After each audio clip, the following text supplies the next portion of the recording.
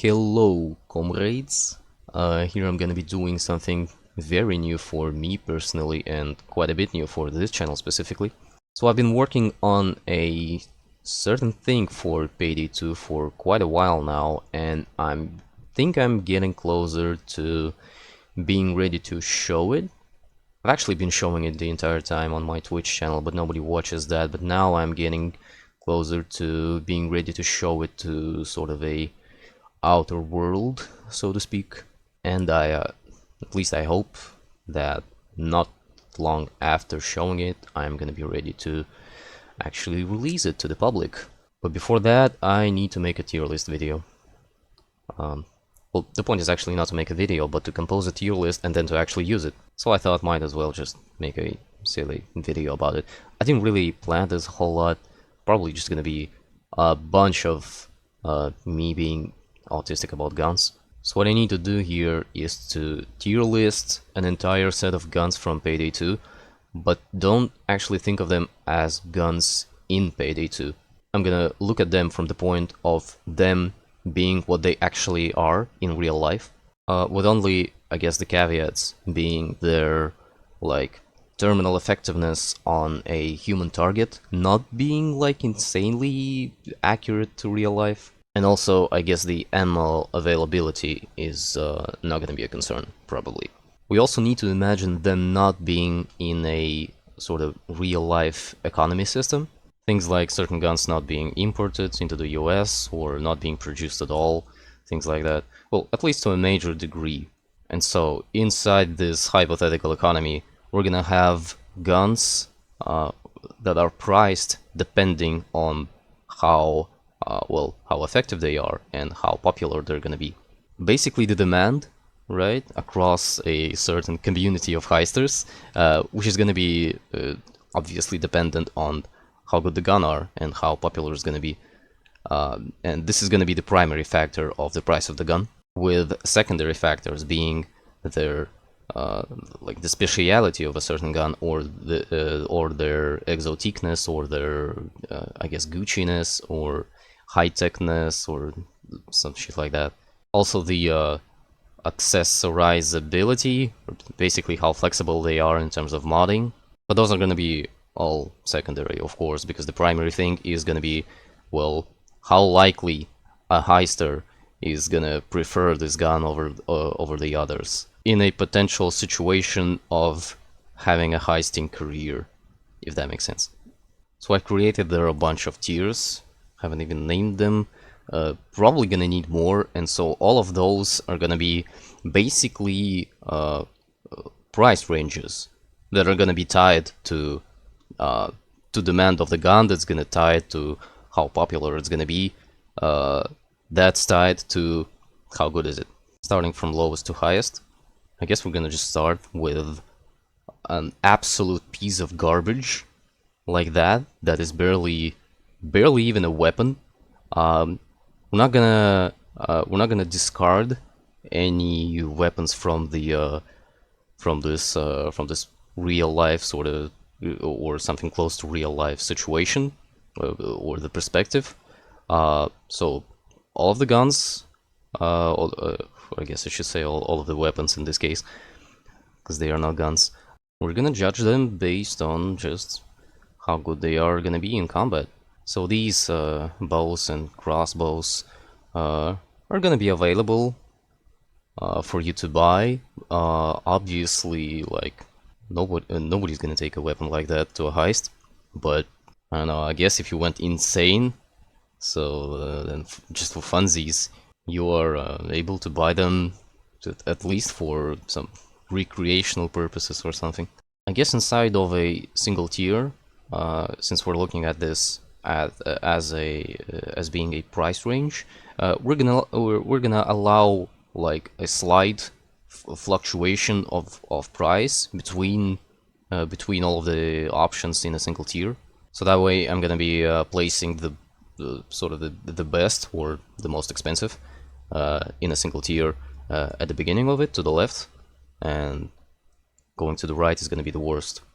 I guess I could say a few words about the bows, the regular bows being better than crossbows in this system because, well, uh, if you're gonna use them for something, I guess you're gonna be better off with faster fire rate of a regular bow, while having to sacrifice the power of a single arrow.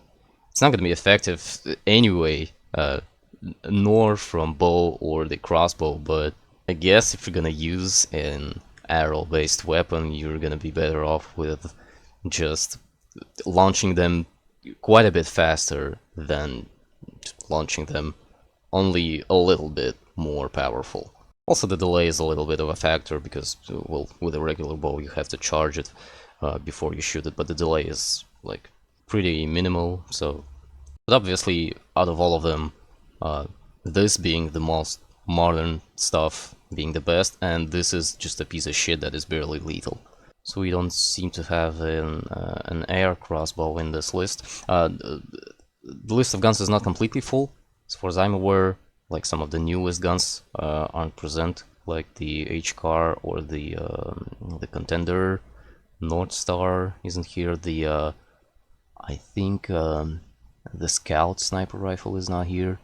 Yeah, that's not a huge problem for me. I just need to have like a broad picture of this entire situation.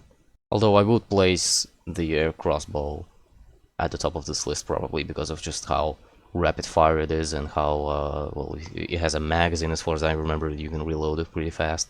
Maybe it's not insanely effective in terms of like the damage of a single arrow, but the rate of fire of it is going to be a killer. Still garbage though, obviously. So next up, I guess some of the actual firearms, but the bare minimum being these single action crappy old revolvers.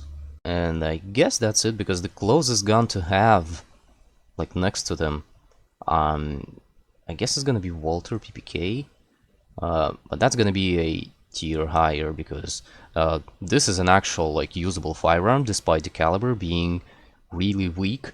I think it's either 380 ACP or maybe even 32. Yeah, it's a 380 ACP in the game, I looked it up.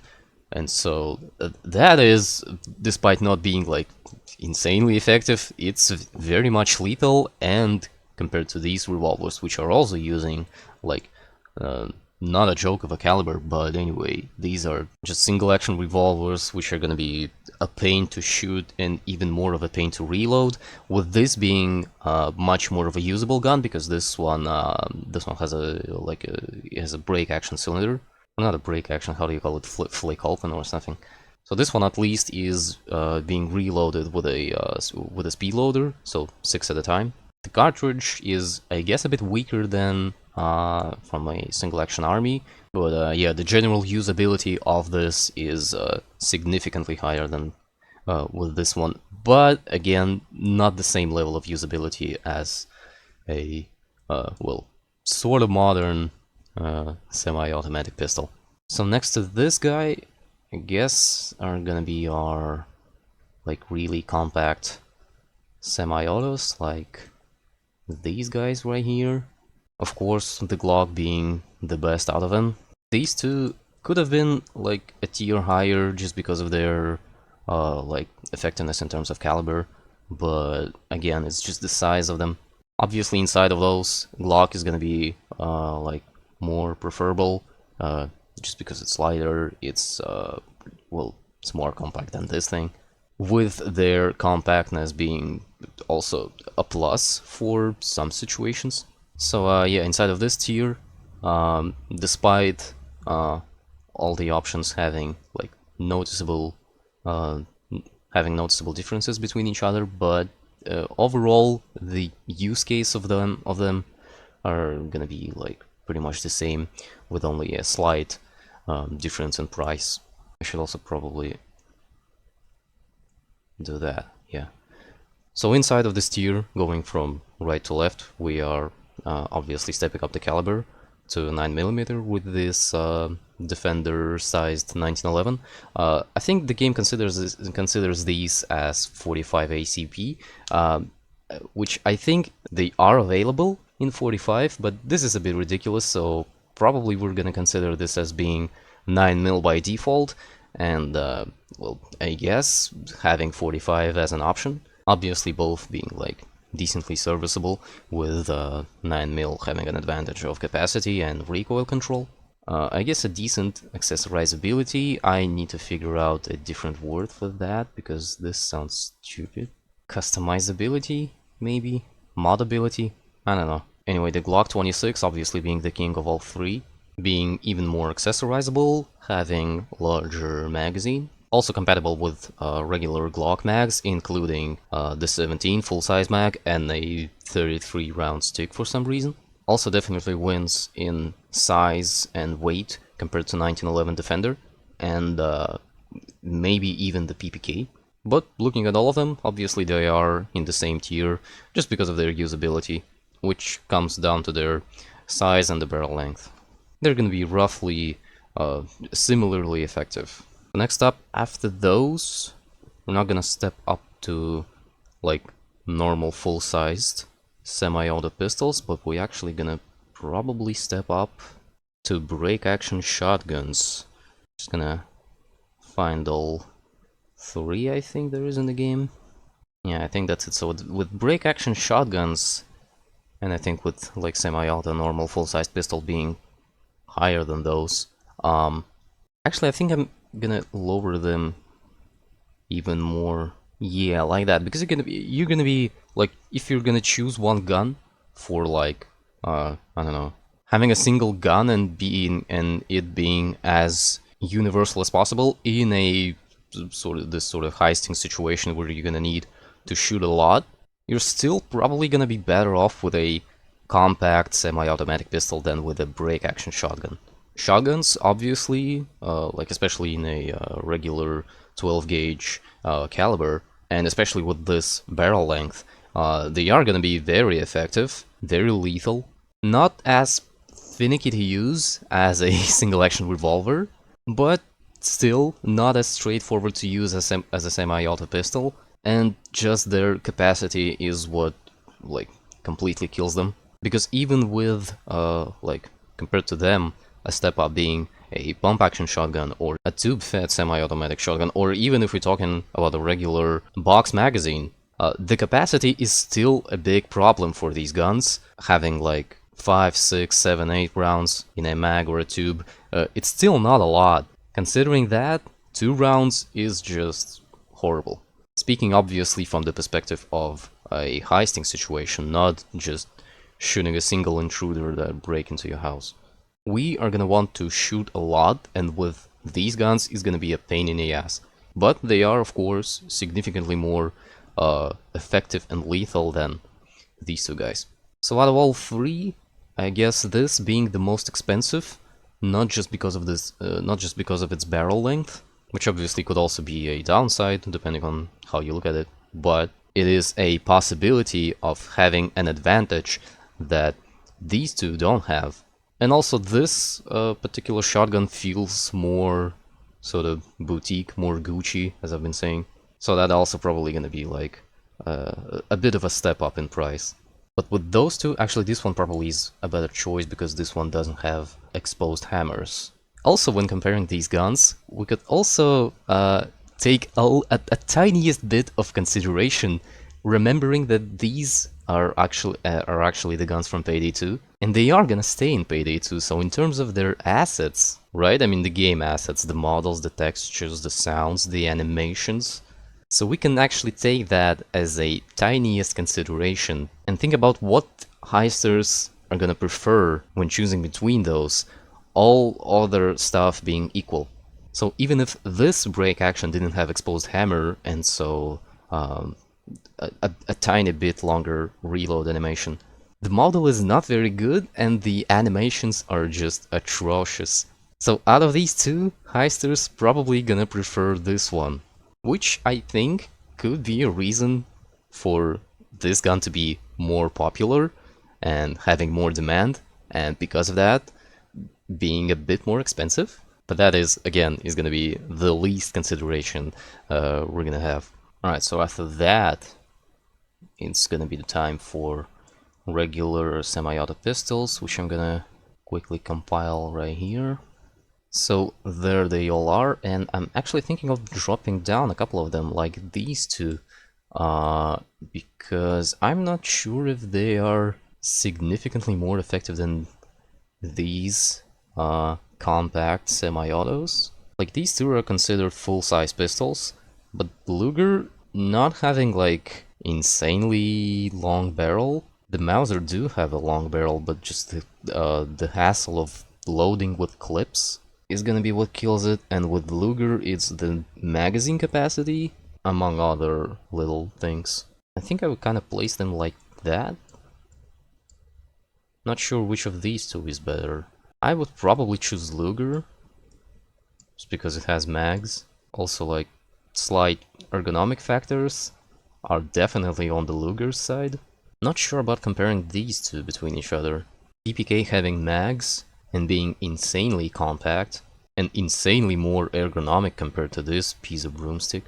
You know what? I'm guessing nobody's gonna choose the Mauser. Like, yeah, the caliber and the barrel length, but if the gun is awful to use, and the 380 being, like, fine, PPK probably is gonna be a significantly more popular choice. Maybe I could actually even... like, no, it's not that bad. Yep, I think I'm happy with that. So with these, obviously gonna be having those single stack old ass pieces of crap down there, with this being actually probably worse. I don't know, the 1911 like being decently accessorizable and having multiple caliber options. Tokarev obviously being significantly more bland, and M13. It's just the barrel length, I think. What's the capacity on it? Oh, 13 rounds. Oof. I thought this one is also a single stack. Well, huh. Also the barrel length is not that bad. Well, at least it's gonna be better than Tokarev. The capacity being 13 rounds, by the way, is not extendable. Like, this is all we have in Payday 2, no mag upgrades, unlike this one. And this one is 45 by default. You know what, now that I think about it, this guy, if not being better than both 1911s, is definitely gonna be quite a bit more expensive just because of the exotique factor. Just because, you know, this is an obscure German ancient K pistol that is, I don't think, being produced and barely being exported, if at all, or have been, I should say. So this is definitely more of an exotique gun, and maybe even actually more effective than 1911s. Certainly it's very compact while having like a decent barrel length. So then stepping into actually normal semi-auto pistols, which one of them is the worst? I think it's the PL14. Nothing particularly bad with this pistol, also having a bit of a unique feature, being an advantage of very low bore axis, but the advantage being practically very minimal, and the accessorizability of it being kind of ass. Oh, sorry, not like that. There we go. All of them are basically identical in terms of their effectiveness, but if we're gonna rank them up, then I guess this one is probably not gonna be as popular as also with Hudson, because basically the same situation, honestly, because this one has a also has a quirk with low bore axis, but also have kind of shitty accessorizability. Hudson's actually probably even worse, because compared with PL14, both have like a little extension, a little mag extension, but this one has its unique muzzle brake attachment, which is kind of badass. But for Hudson, that's it. It's only the mag, I think, and the grips maybe. Yeah, actually, okay, 2 additional grips and the mag extension being significantly larger. This is basically like a stick mag. And besides that, this gun is probably gonna be more appealing than this. So that's, yeah, that's gonna be at least, like, somewhat marginally gonna be more popular. After that, well, certainly the Glocks are gonna be in the top, obviously, with the custom guy being more expensive, of course, and maybe the 5.7 being the sort of exotique round, like specific niche of a cartridge, And it also having insane mag capacity, like in a default mag. Also the gun itself, like in real life, being expensive as fuck. So yeah, that's definitely gonna be in the top of this tier in terms of price. Because we are, at the end of the day, with this entire tier list, we are primarily determining the price. Dude, I'm not even sure if I want to keep this in the keep the 5.7 in this tier. It is, I think, as obscure and exotic and expensive as the next step, the Magnum pistols. Or is it the Magnum pistols or the automatic pistols are gonna be a tier higher, and then the Magnum pistols are gonna be after that? Kinda getting ahead of myself, but I'm gonna just compile these automatic pistols right here. Them obviously being significantly more Gucci, kinda like that, I think. So I would put 5.7 like in the bottom of this list. Probably actually would do that, and then maybe 5.7 is down there. The 5.7 is kind of in between them, really. So this is an exotic gun with an exotic cartridge and a little bit of an exotic like use case. But overall, this can be used as a regular pistol. Like it's gonna do the same job as these guys, and it's gonna do it arguably better than anybody else in this tier. But this is still gonna be definitely a step up in price, like a significant one. Alright, but getting back down, I think I'm gonna do, yeah, sorry Sig, then probably XDM. USP is definitely like at the top there. P30, worse than Beretta for sure because of its accessorized. Actually, let me think about it. This one has a really shitty accessorizability. Like this one only has like extended barrel and a John Wick compensator and sights. Actually, not that bad. I don't know. Okay, I feel this one is definitely gonna be more popular than these two. Maybe even like that. 'Cause let's be honest, who the fuck cares about XDM? With the Jericho, by the way, being like you could think that it's very accessorizable because you can change the entire look of the gun, but no barrel length options, no magazine options, which is a huge one. And so yeah, you could just change the look of the gun and that's it. This is, now that I think about it, is complete fucking ass. Like right there, I think. Yeah, I think it's just lacking of a magazine option that kills it, in my opinion. Not that it really matters, honestly. Most of the time, like, I don't know, most of the people use regular flush fit mags in their handguns. But again, it's just a question of flexibility and, I don't know. The gun's lacking, definitely. And overall, I think I kinda liking the way this looks. With magnums, the Deagle is definitely gonna be at the top there in terms of its price, and in many ways its effectiveness. Compared to the rest of the magnums, of course, but compared to the 5.7, I mean, no. The 5.7 being, at the end of the day, a regular pistol, definitely couldn't be more expensive than this niche exotic Gucci kind of stuff that are Magnum handguns. So here you're just gonna be paying the price for having a Magnum caliber. For whatever reason, it's not gonna correlate to their usefulness or a demand. It's just the fact that, well, you want Magnum, there you go.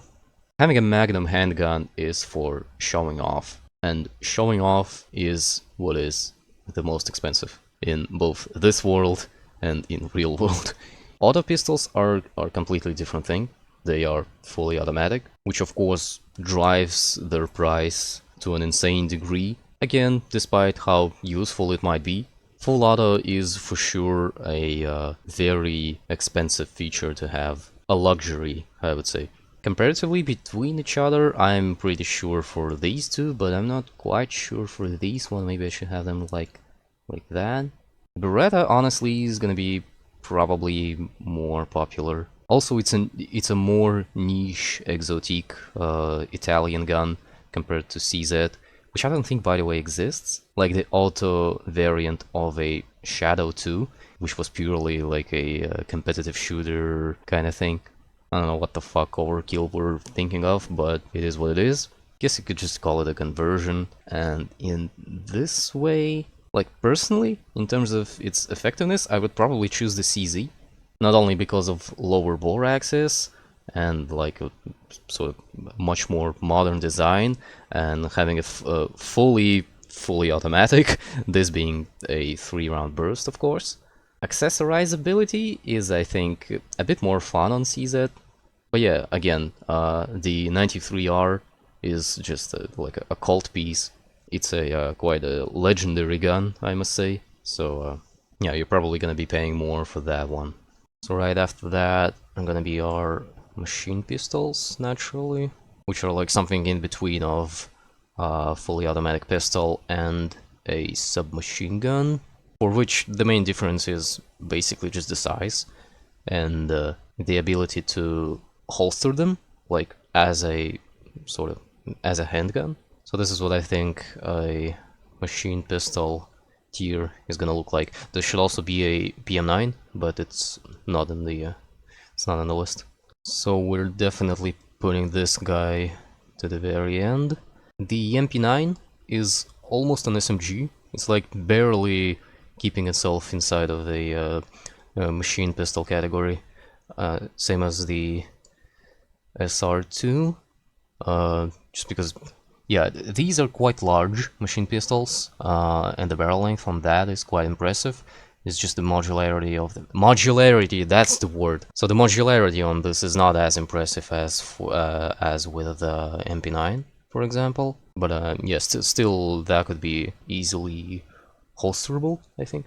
In terms of the caliber, the Mach 11 should obviously be the second to worst, after the Scorpion, which is 32 ACP, and this one is 380. And this is a Mach 11, by the way, not 10. And the game is aware of that. It is sort of a mashup of 11 and a 10, but this is more of an 11 than a 10. And the Tech 9, I think, is in a good spot right after the Micro Uzi, primarily because of the barrel length, and customizability on that is significantly more rich. And so after that, we are going for the big guns. And we probably should start with pump actions. There we have our pump actions. Again, almost all of them. I think we're only missing the Benelli Supernova, the newest one. So many of them are kind of the samey. I'm not even sure how do I approach sorting them out. I think one would naturally put a KSG somewhere to the left, just because of its like large magazine capacity, and it's also pretty light, quite modular, but at the same time it's a bullpup, which makes reloading kind of a pain in the ass, especially talking about a tube-fed shotgun.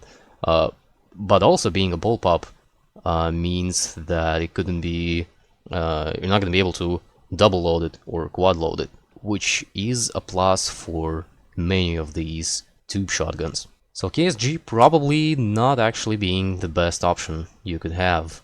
Probably putting an 870 to the very left and its shorter variant, because they are completely like cross-compatible. You can build one out of another if you want for some reason. Then after that comes the Mossberg, like that. Then the KSG, and I kind of want to put the 87 like a bit later, just because of its like uniqueness and like being cool and badass and all sorts of stuff. From the actual usability point of view, this shotgun is ass, not only because a tube-fed shotgun being a lever action is not an insanely good idea, but in this particular case, the way the lever action is designed, you're gonna lose a shell if you would want to top up the mag, because you need to open up the action, and doing so is gonna extract the round loaded into the chamber. And I know some games depict the character opening the action and then catching a round midair. Not fucking possible IRL. Or, I mean, well, maybe you can do that consistently if you are insanely skilled with a gun, or with a general skill of catching rounds midair. I don't know. Anyway, that is definitely a more of a hassle. Also, the action itself of loading shells inside of this receiver is also a pain in the butt. So not only because of this opening action thing, the reload time is going to be quite significantly slower. Modularity on these is actually decent. You have an option of having or not having a stock, and different barrel lengths, which also affect magazine size. On these two, there's no way to change the mag capacity, and you only have a stock and barrel length option. And the only reason basically why the 870 is better than the Mossberg is just modularity. This just has a ton of stock options, different barrels, mag extensions, foregrips, different ways of attaching a sight, and you can also have it as compact as this thing. Well, you cannot do that on a Mossberg. You don't even have an option of having no stock. Next up are gonna be our semi-autos. Also, I forgot about Judge. Where should I put the Judge? I think here? Maybe? Because in a way, it is a Magnum revolver, because it's using a fucking shotgun round, although not very powerful. But like, compared to your usual pistol rounds, this one is quite a Magnum. I think this one is gonna have a significantly more use than these just regular ass Magnum revolvers because of just the niche of having a shotgun round in your sidearm. It's also quite light and compact, so I think it's not only an exotic firearm, it's actually, again, having quite a bit of a niche, so somebody might find this uniquely usable for whatever they want. And quite possibly could be considered more of a premium gun than the Raging Bull, but not as premium as a Deagle, of course. So getting back to semi-shotguns, I'm not entirely sure if I want to separate those tiers with the mag feds from the tube feds, because arguably they might be quite strong of a choice, even compared to a mag fed. Now I'm gonna put them in the same tier. Yeah, I think. Again, I'm so not sure. How do I sort them out? I think the Striker is in a good position, being the worst. Because yeah, it's like quite compact and a large magazine, but reloading it is a bit of a hassle. Like, it's a bit slower to reload compared to your regular tube-fed shotgun. Not only because of this additional action of when you put in the shell in the cylinder, you also need to rotate it, but also the fact that it's on the right side, and you would probably want to do this with your right hand, which would slow down the process of exiting the reload animation, let's just say, because the right hand is doing the reload and is not ready to fire quickly if you need to, and obviously cannot be double or quad loaded, unlike the actual tube feds. The SPAS compared to Benelli M4 probably is not better, because it's just significantly heavier and bulkier. The modularity is a bit worse in terms of barrel lengths and mag sizes. The potential option of a SPAS 12 to be switchable from semi to pump action doesn't really change a whole lot, doesn't give you any advantage in combat.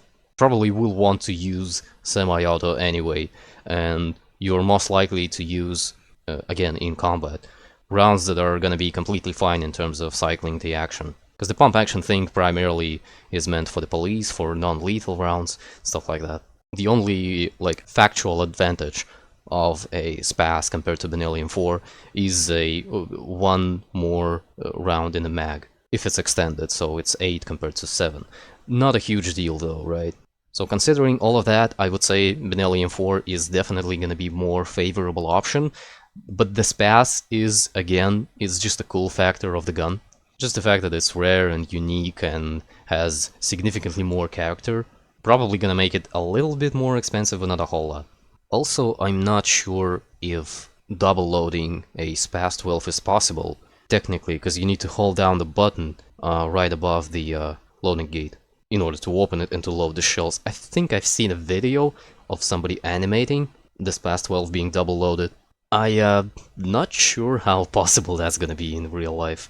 So yeah, at least the quirkiness of the process, if it's even possible, is gonna be another disadvantage to a SPAS. Still not sure if I want to put it lower than the M4. I feel a lot like it has to be more expensive, right? I think I'm gonna leave it at that. The 612, I think, is in a good spot. Like, because of it being bullpup, it has an impressive barrel length relative to its size. It's also pretty light, a lot of polymer in the construction, quite compact overall because of this quite smart decision with a revolver 12 gauge cylinder being also in a bullpup design. Makes this 6 round of magazine capacity, which is really not bad for a mag-fed quote-unquote shotgun. You can consider this as a mag-fed because the cylinder is detachable. So technically makes it a good option. Using it though is quite unpleasant, primarily because of the nature of it being double action revolver, also in a bullpup configuration, which means the trigger and the delay between you start pulling a trigger and you firing is quite uncomfortable. Also having no semi-auto like moving bolt or anything. Basically there's like no moving bolt and spring to soften that recoil, all of that in a relatively light body. And also with this double action trigger delay, yeah, it's not a good fighting shotgun. It wasn't specifically designed as such, and it's not. It's a niche, like you could build this as a very compact and very capable shotgun, just not be insanely effective at doing its job. That's why you're not gonna prefer this over, let's say, a Benelli M4 or a SPAS 12. The magazine-fed shotguns overall, you would think, are generally very good because much more quicker to reload, potentially higher capacity than a tube-fed, although, well, not really. These Saiga mags are 5 round each, and this AA-12 is an 8 rounder. The speed and the straightforwardness of, well, mostly full reloads is also good, but you lose this flexibility of the reload process, which is a quite a unique plus of all tube guns, guns in general, not only shotguns. And if you are skilled enough with tube feds, then double or quad loading is going to be comparatively quick to mag reloads and a lot more flexible. And that also considering the fact that you are probably gonna be able to carry less ammo for your mag-fed shotgun.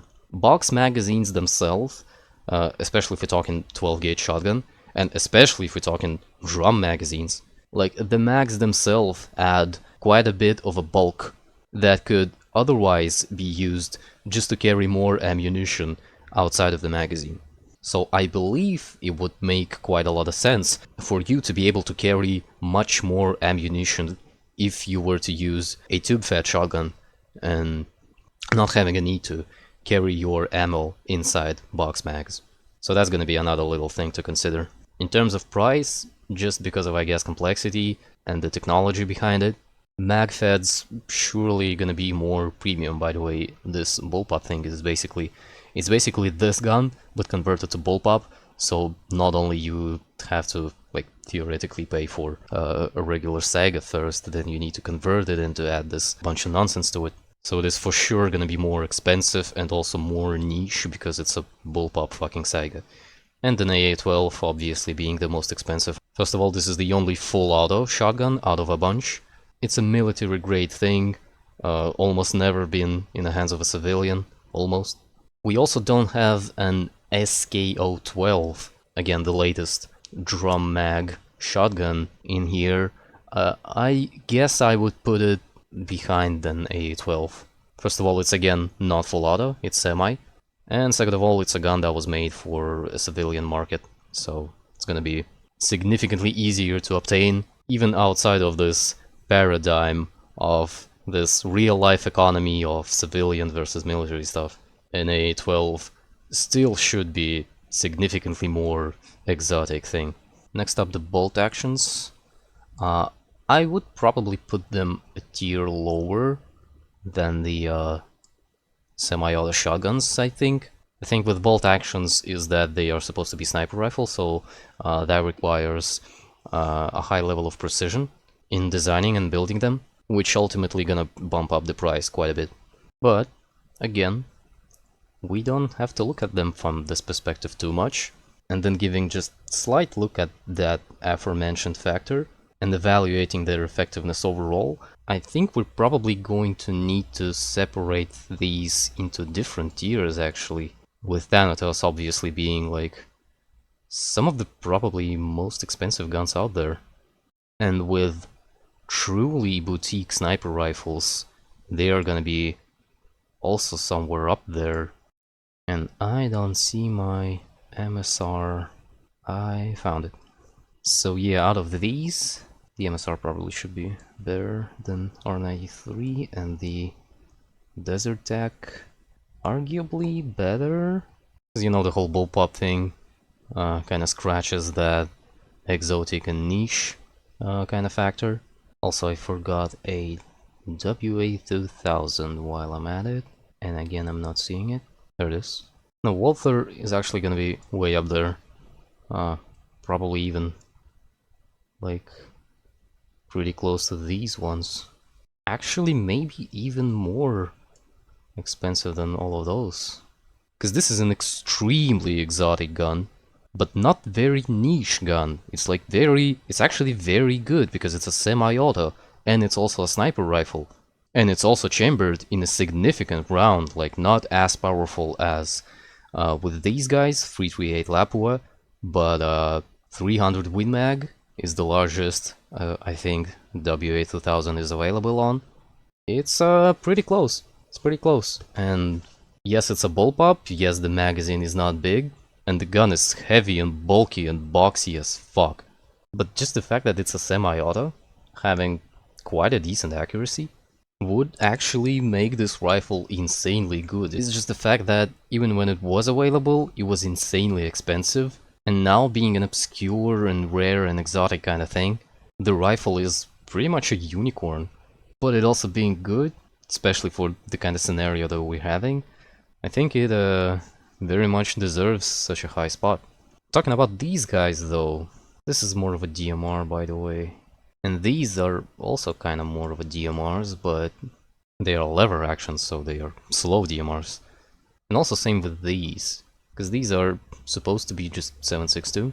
The Mosin is a bit more powerful, being 7.62 by 54, but of course its usability and modularity, and also the fact that you actually wouldn't be able to have a proper optic sight on it, because this particular model, and especially in Payday 2, is not going to be able to have any proper magnified optic, because it's not going to be able to sit on a rifle where they would be useful, if that makes sense. So this is an eye relief thing, and to be honest, there's not much point in talking about this right now.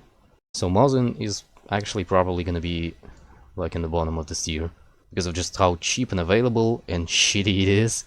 Yeah, it's gonna stay at the bottom.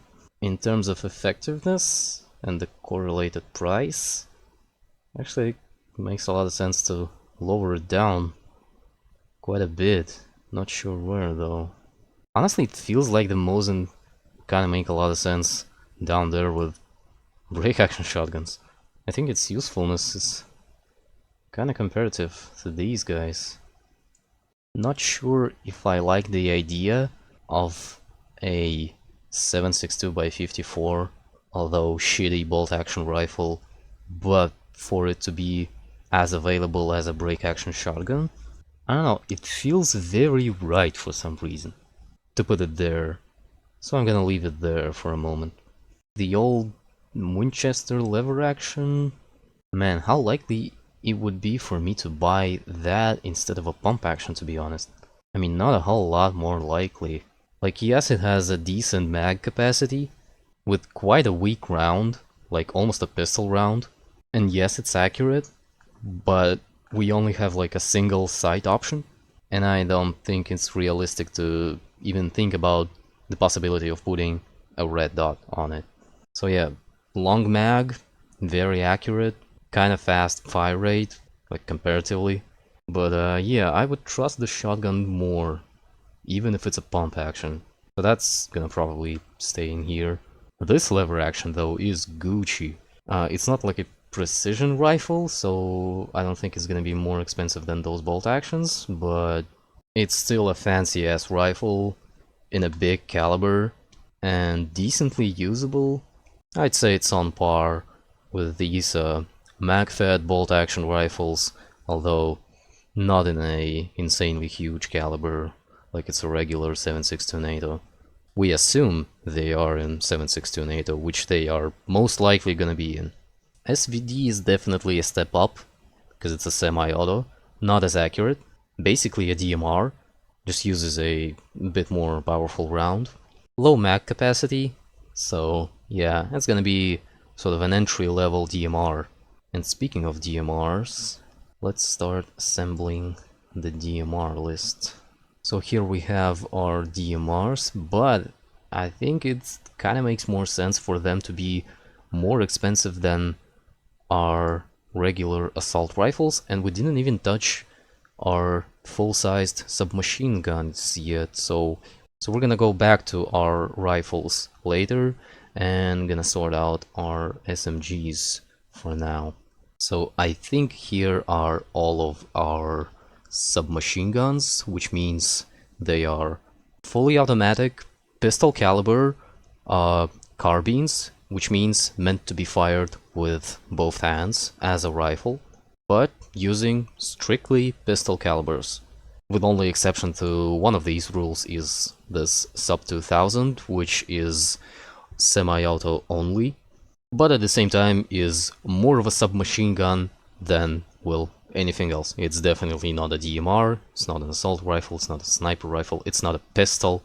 Usually, of course, properly called pistol caliber carbine, but I'm not down to creating a whole dedicated category of weapons just for this single gun, and I'm not expecting any more, so it's gonna stay with the rest of the submachine guns, just not being full auto. And that is the reason it's gonna stay at the bottom of this tier. Not only because it's not a true submachine gun, but also because it's a very simple, cheaply made, plasticky, simple blowback kind of carbine thing. It also folds in half, which I guess could be useful for a heister, but not a whole lot. Right after that, probably are gonna be our World War II submachine guns. The Sterling being the simplest, I guess? Although its modularity, at least in Payday 2, is quite impressive. And it's also quite light and compact and simple. And I'm honestly not sure if it's actually that much worse. You could put, in Payday 2, you could put everything you want on all of them. We're talking sights, gadgets, and muzzle devices. It's just the modularity wins here for the Sterling. It has more barrel options and more stock options. But the Swedish K has a big ass mag as an option. Rate of fire is the same, the cartridge is the same. I think it's just gonna go down to modularity. Because MP40 has the shittiest modularity of all. No barrel options and no mag options. And only like a folded stock. The Swedish K has a shorter barrel and a bigger mag, but the Sterling, it has a number of mag options, and despite not having as big of a mag as with the Swedish K, if we're talking about maximum possible, otherwise, on a Sterling, the modularity is insane. We have a solid stock option, we have an option of folded stock, removed stock, also a solid stock, which is unique, and a bunch of barrel options, including integrally suppressed, and also a Star Wars cosplay one. And you're probably more likely to want all of that instead of a 50 round mag. So I'm probably gonna put Sterling higher than Swedish K, yeah. Next up, probably Uzi. Modularity on it is not great, because again, no barrels, no mags. You have quite a bit of stock options and a handguard, but that's pretty much it. No huge difference compared to these old-ass open-bolt subguns. Definitely after that is a Thompson.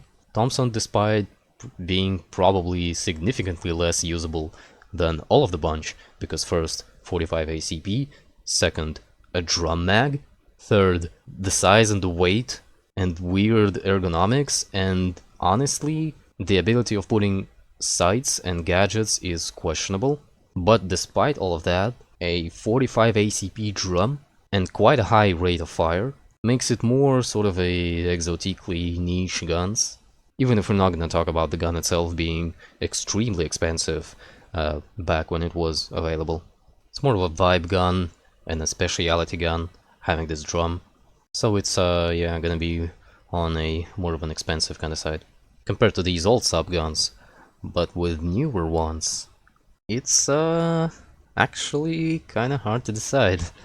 Probably the most popular one's gonna be this, the SIG, because SIG MPX is basically an AR, like an M4 type kind of thing, but in the world of submachine guns. So the user's preference probably gonna be heavily leaning onto its side. And otherwise, it's a decently effective 9mm subgun, so kinda proven philosophy, probably a meta. It sorta acts as a heavy evolution of a beloved MP5, which is gonna be good, but not insanely good. I think the Viciaz is probably gonna be better than that, just because of its easiness to use, and it's much more easily accessorizable. P90 is probably gonna be somewhere at the top here. P90 is an insanely good submachine gun. Very compact, huge magazine, interesting round, generally a good design, just sort of carries itself into a niche with its awkward reloads and the magazines being, well, big and not easy to carry a lot of. Probably should be actually even more expensive than the SIG, again just because of the nature of its more exotic round, and some of its features are genuinely very OP. So probably not the best SMG overall, probably not gonna be the most popular, but definitely on a more expensive kind of side. And I think same goes for the MP7. It's not as OP as the P90. The round is similar, the mags are also quite high capacity, but much easier to work with. The stock being fully collapsible makes it insanely flexible in terms of its size. Because with the stock collapsed completely and with a shorter flush fit mag, it almost, in terms of the size at least, it almost wants to fit itself into a machine pistol category, despite, well, arguably being a full-sized submachine gun. The modularity of it, kinda lackluster, because it only has like a longer magazine option. Kinda same with the P90, because it only has a couple of barrel options, which is not that useful to be honest. Kinda defeats the purpose of it being this very sort of low profile. With the MP7 we're working with a significantly shorter barrel, but overall much more compact gun, and which is more important, significantly more straightforward and user-friendly gun in terms of its ergonomics, the reload process, the mags themselves. Likely is better than other submachine guns in some ways, but again the exoticness of the gun itself and the cartridge probably makes it more expensive than the others, but still not as technically niche as a P90. So that's probably gonna be staying there. Honestly, SMGs are just the show of weird guns, because now we have a Vector, which I really want to put in the third place inside of this tier, because this one is extremely niche. Like, again, it has its quirks, low bore axis, I would say even negative bore axis, also having this funny recoil mitigation system, loaded with 45 ACP, being extremely controllable. The 2-round burst mode of a very high fire rate with 45 ACP is also interesting. So overall, in terms of its usefulness, probably not a whole lot. It's just a very high-tech gun. Probably gonna be a good spot somewhere there. The UMP's ass probably would put it lower than the Bison, because at least the Bison is controllable, being loaded with 9mm, has a giant mag, kind of an OP gun in a way, sort of similar to P90, just not as compact, not as long of a barrel, and not as interesting of a round. And the gun is simple enough to be somewhere here. Obviously not gonna be insanely preferable choice because of sad mags, I think. Definitely gonna be a more preferable choice than a UMP, which is, yes, it's very light, but 25 rounds of 45 ACP, extremely low fire rate, and very jumpy, like, relative to submachine guns.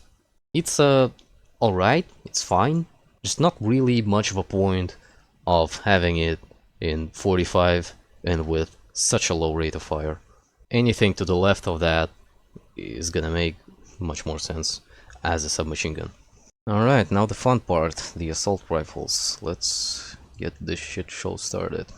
So, with our assault rifles, obviously the AR-15, M4 style of rifles are gonna be at the top. They are the most preferable rifles for a good reason. Most of which being, aside from using a 5.56, being insane modularity, just a complete fucking Lego set of a gun. Good ergonomics, good weight, good accuracy, but just the modularity of it is truly making this style of design extremely universal. So probably gonna be a meta, with obvious option being the Car 4. After all of those, AR-15s are gonna be our akin to AR-15 kind of things like this HNK 416. Then probably some of our AR-18s, just not a whole lot. The AK-5 maybe. Then I guess G36. Oh no, this one is better because of the modularity. And the Zig 5.52, I believe. Do I want this to be better or worse than AK-5? I'm not sure. Guess it's a bit worse because of the longest barrel option is still quite short, and the mags being paddle locked makes it not ideal ergonomically.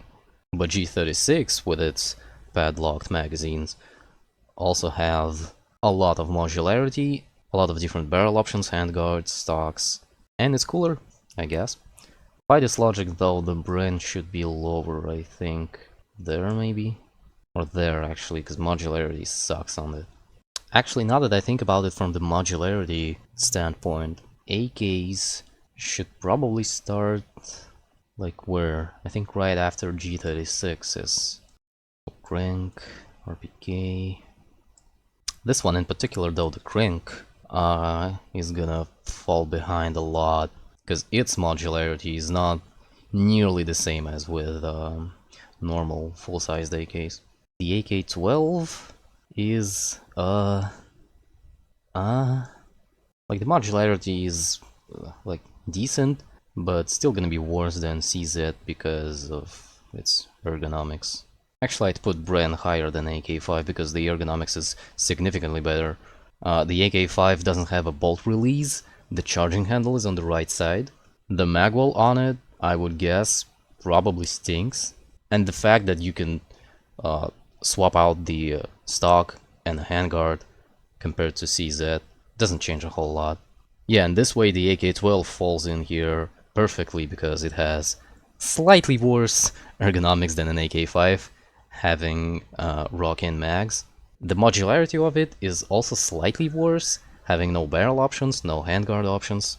And the Zig, coming right after it, also having, I would say, even worse modularity, primarily because it doesn't have a truly like decent barrel length and absolutely no magazine options, which is sad, although it has an option of putting on a different handguard and AR-15 style stocks. But again, that doesn't change a whole lot. AS Val is a very niche gun, probably also should be like at the very top in terms of the price, of course, because it's an obscure, unique kind of rifle with its speciality of being super quiet. Really not sure about bullpups. Bullpups probably should be all the way on the top. Not only they are very effective kind of guns, but also they have an extremely valuable kind of niche to them of being, well, a bullpup, which means they're short while having a good barrel length. And this kind of thing shines in a sort of heisting situation like that when you are, well, most of the time CQBing. Basically having a bullpup assault rifle is a trade of having a bit worse ergonomics, but having a significantly more universal sort of rifle. Because again, it's compact, but could be long range at the same time. So since that's a trade for having an objective advantage, This is probably what's gonna make them a bit, at least a bit more expensive than the best, most popular regular assault rifle. Comparing these bullpups, obviously up there on the top are gonna be all the rifles that are using a regular Stanag M4 style mags, with F2000 probably being the best just because of the barrel options, to be honest. Tavor is also very good. L86, not so good, but still quite a bit modular and a lot of magazine options. The VHS is very good, just has its own magazines and a couple of barrel options. The AUG is actually quite a bit more modular, so I'm gonna put it leftier. And the FAMAS for sure being the worst out of them because of the weird ergonomics, not a whole lot of modularity, too high of a rate of fire, and 25 round mag. It's actually so much worse than the other bullpups that I think I'm gonna lower it down a bit inside of this tier list. Inside of this tier, like right there, I think. And maybe the VHS is like right there. By the way, yes, the RPK is here because it's basically just an AK. It's more of like an IAR kind of thing. The infantry rifle, so basically just an assault rifle with a heavier and or longer barrel, which just makes it better for suppressive fire, for firing it for a bit longer, and having compatibility with regular assault rifle magazines of your squad. It's basically an assault rifle, what I'm trying to say, and you can build one out of the other. Also, because of that, should probably be significantly more expensive. Probably even that much more expensive. Because, you know, it has a long ass barrel and a drum. Should also probably make it so that the 416 with a drum at least should be more expensive than an M4. But yeah, otherwise it's just a silly compact carbine, and definitely shouldn't be used as a machine gun. But speaking of machine guns, definitely should be more than both ARs and DMRs. And we actually didn't sort out our DMRs, I don't think. Yeah. So the Garand, of course, is at the bottom of the list. The SVD should be next. Again, just because of its mag size and also fucking length. It's really trying to be a sniper rifle. And then the M14, probably before the FAL. Galil is very nice, has a large mag and quite a bit flexible in terms of modularity. G3 is funny in terms of ergonomics, but at the same time you could make something akin to a sniper rifle out of that. Does that make it better? I'm not sure. Does that make it more expensive though? Well, that's debatable. I feel like I want to put it a bit more to the left, like that. The 417, I think we should look at it as if it doesn't have an underbarrel grenade launcher, because it theoretically can be installed on, well, pretty much anything. Otherwise, it's a decent DMR, not as good as a SCAR or an AR-10, just because it's more bulky and heavy. Modularity is not great, still better ergonomically than all of the previous options. Also, I think the FAL should be better than a Galil, primarily because of having an actual bolt release and maybe a more sort of rigid platform for optics. It also has an option of an extended mag, while having a regular sized mag by default, unlike the Galil, which has sort of a in-between and only that. Also, the FAL is a vibe, and Galil is also a vibe, just not as much of a vibe. Between these two is just the modularity of an AR-10, because basically everything can be customized besides maybe mags and receivers. Theoretically can be customized using in-game assets. So with machine guns, I would probably do like that and like that maybe. The M249 being like the best overall in terms of weight, size, ammo capacity, the caliber itself. Modularity is quite decent on it. HK21, also a great gun, offers good capacity, better ergo, simpler, mechanically simpler reloads comparatively. Not very bulky, still like not insanely heavy, decent modularity, and the M60 being only worse because it's like a half bullpup, and in terms of its manual of arms, it's a regular machine gun with a top cover. 240 basically just like having an M16 but even heavier and bulkier. Basically I'd say doesn't do anything better than an M60, so that's just probably gonna be a cheaper alternative. The Buzzsaw, it's a weird machine gun, especially being fed with these quote-unquote drums, them having low capacity, too high of a fire rate, like excessively high. Power level is similar to 7.62, modularity is not good, and I believe not a lot of people would want to use that just for the vibes, so that's most likely gonna stay at the bottom of this tier. Not including both miniguns, by the way, they will go up there, because they're definitely not an LMG, probably not even a GPMG. Not even sure what to think about this gun, by the way, because it kinda shouldn't exist.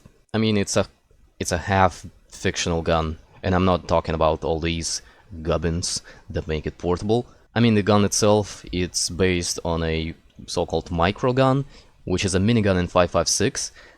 The problem being, the micro gun should be much smaller than a minigun.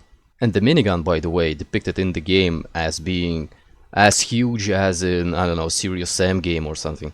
Being this giant fucking rotary barrel thing. No, the minigun is actually not that big. Like, it's still heavy and barely portable, I would say, but still, even being in 7.62, it's not that big. It's just actually like if you take like a barrel from a SCAR and you take 6 of them and then put them in a cluster, and then you also have a cylinder that they are sort of stored in, and that's gonna be the size of it, and the barrel length is, I think, about 20 inches or something, which is quite a lot for a rifle. But this, again, the receiver not being insanely huge and also not having a stock, so yeah, that's basically, if you look at the size of a minigun in the hands of a Terminator, it's the actual size of it, not an insanely big gun, just very, very heavy. And so this gun, the micro gun, in the game, despite being called micro gun, I think is actually even bigger than a minigun, like the barrel cluster and the receiver themselves. But that should be significantly smaller even than a regular sized minigun. Should be loaded in 5.56, but in the game I think it's supposed to be in 7.62, I think, just judging by the look of it. And so yeah, a bigger micro gun in 7.62 doesn't exist, so I'm not sure what to think about it. All of these gubbins are, well, theoretically possible, like there's no rocket science or anything, they just adopted a car battery, I think, and a sort of like a drum feeding system or something. Obviously gonna be heavy as shit and questionably carryable. Also, by the way, should be much more expensive than a Barrett. I also haven't used the Golden AK because that's not a unique gun, that might as well be just an exclusive set. But anyway, let's try and comprehend our special weapons. I actually think the price range for these is gonna be so different that I'm gonna need to create another tier. So those are just toys, basically, with the M79 being, I guess, more accessible as sort of an older design, and being too big for, I don't know, I guess for what it is. Still a serviceable 40mm launcher, with this being sort of an advancement of this technology. Much more compact, lighter, collapsible stock, good ergos, even some amount of rail space. Also could be fit under the barrel and being a decent option for that. And here starts sort of this serious business things. Should they be more expensive than bolt actions? I think they should. Not sure about these. Should a M79 be more expensive than a WA2000 or an MSR? I don't think so. Oops. Yeah, like that. Maybe even less expensive than a machine gun, I think. Just being sort of an entry-level explosive tool. Also, I think I'm gonna put machine guns higher, because they're way more useful, universal, and much less available, I'd say. With these, comparatively, between these two, this is basically a toy, and this is a serious sort of... Oops. That's a serious flamethrower. Their usefulness, obviously, quite questionable, and that's why they are at the bottom of this tier. Next up we have rapid fire 40mm grenade launchers, both being very good and very military pieces of technology, but this one is obviously a significant evolutionary step up. While not being insanely bulky, having double the capacity, and having much higher fire rate. The RPG, of course, being some serious business, and the Flash being even more serious business.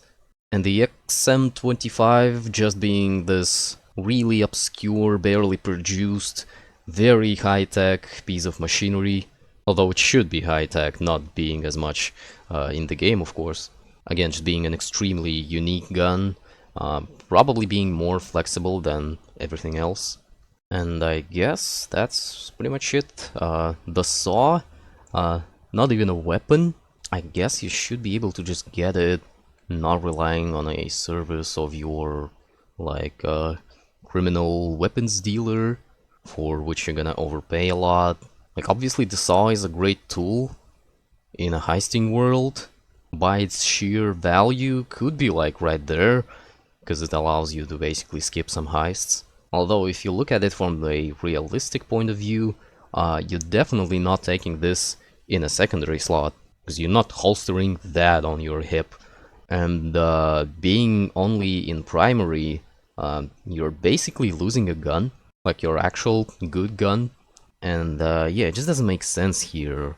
Like, come on with the fucking rocket launcher, there's just a saw from your Home Depot or something. So it kind of makes a lot of sense just placing it, like, right there, I guess. Not sure about this one, gonna think about it. But yeah, now that's pretty much it. This is what I feel the price ranges should look like for all of the weaponry in the game, roughly. I'm gonna put this thing to a good use, and I'm planning on showing you the results very soon, I hope. What I'm also hoping for is for future videos not to be as long as this one. If anybody gonna have any suggestions, if anybody even gonna watch this thing, then I'll be glad to find them down there in the comments and take them into account. And we're gonna see how this entire thing's gonna go in the near future. Alright, if you've been through the entire thing and didn't just skip to the end, appreciate it. Wish you all the best, and until next time.